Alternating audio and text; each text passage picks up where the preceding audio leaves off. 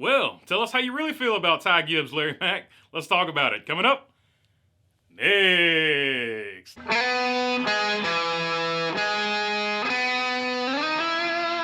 What is going on, everybody? All right, Larry McReynolds had some absolutely strong words for Ty Gibbs. Let's take a look at what he had to say on Sirius XM satellite radio. I know we don't live in a what-if world, but when he made that move on Ty Dillon, there were Roush Fenway Keselowski team members on the right side of that car, Larry McReynolds said.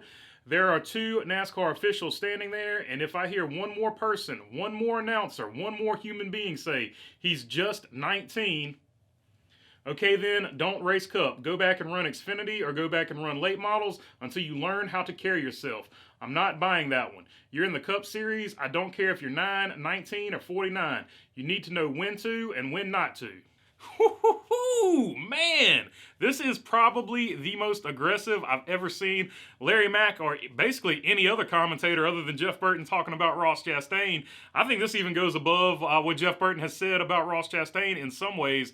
But man alive, did Larry Mack lay it down. First off, he said, I'm tired of hearing people say he's 19. Even I'm guilty of that. On the live stream last night, I said, he's only 19. He's got time to grow. And I have to begrudgingly give Larry Mack this point. He's absolutely right on safety. And this is definitely a safety issue. On a safety issue, it doesn't matter. I have to agree with Larry Mack on that. Like he said, 9, 19, or 49, it doesn't matter how old you are. You've got to know how to conduct yourself in those situations. So on that particular point, I agree with Larry Mack. Then he goes on further to say he needs to go back down to the Xfinity series until he can learn how to conduct himself. Man, that is super aggressive. I don't know if I necessarily agree with that. I have said that he definitely needs to have a harsher penalty. I think the penalty that NASCAR gave him was not nearly as bad as the penalty they gave William Byron for something, in my view, that was not even as big of a safety issue as what Ty Gibbs did to Ty Dillon. So I think taking a race away from him would have made a much bigger point. And I think because they didn't take that race away from him, you have a lot of people feeling like he got a pass because he's Joe Gibbs' grandson. They feel like certain drivers in the Joe Gibbs organization get a pass. So it plays into that feeling that a lot of people have. And also, just a safety issue. You've seen in the past that safety issues usually get, a one-race suspension. We saw Kevin Harvick when he got into Ricky Rudd or whatever, got into that fight with Ricky Rudd or Greg Biffler, whenever you saw him lose a race. So I think going forward, these situations like this, where it is a clear safety issue, and he mentioned the RFK pit crew members, well, there were also 2 NASCAR officials there. I mean, there were a ton of people on pit road that could have been affected by that particular incident.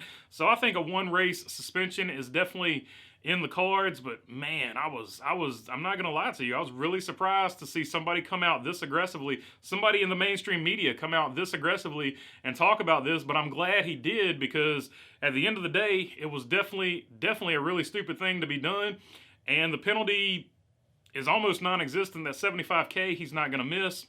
The points not really going to affect him, so at the end of the day, Ty Gibbs has once again got off for, little to no damage, so I don't know that he necessarily got a good penalty.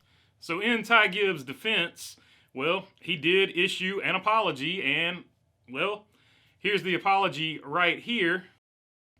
But in the comments of that apology, Eric Jones tweeted out, "Don't hit me under yellow again." So even in his apology, there was more controversy. And we get this video from NBC Sports and, or NASCAR on NBC.